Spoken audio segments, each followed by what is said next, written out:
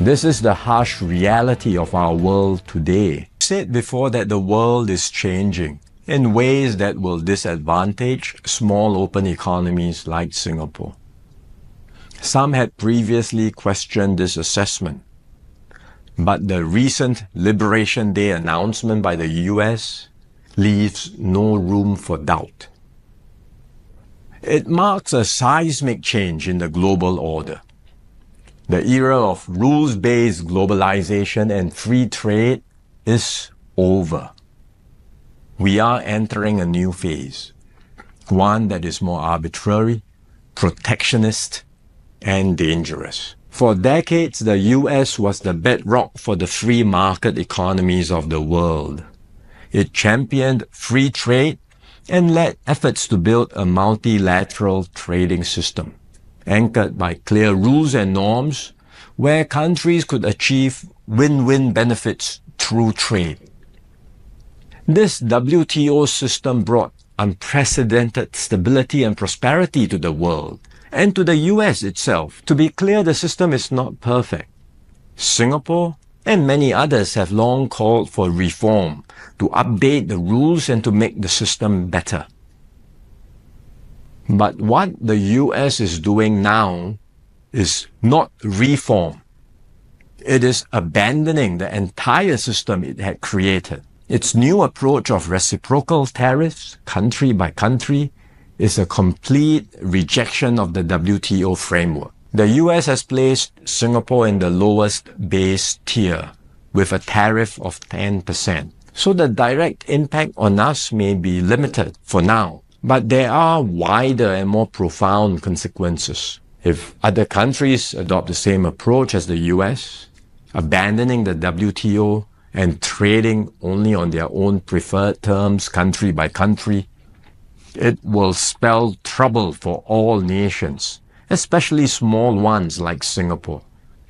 We risk being squeezed out, marginalized, and left behind. We can also expect a strong global response to America's tariffs.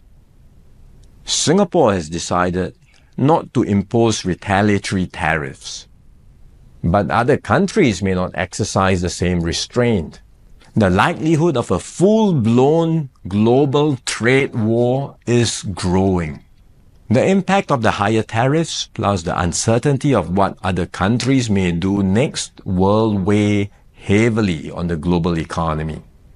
International trade and investments will suffer, and global growth will slow.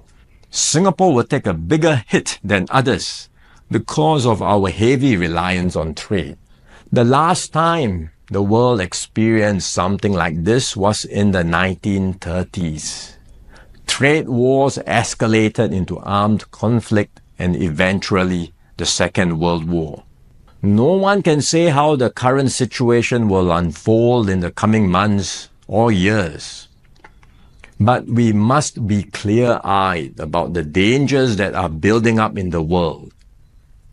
Global institutions are getting weaker. International norms are eroding.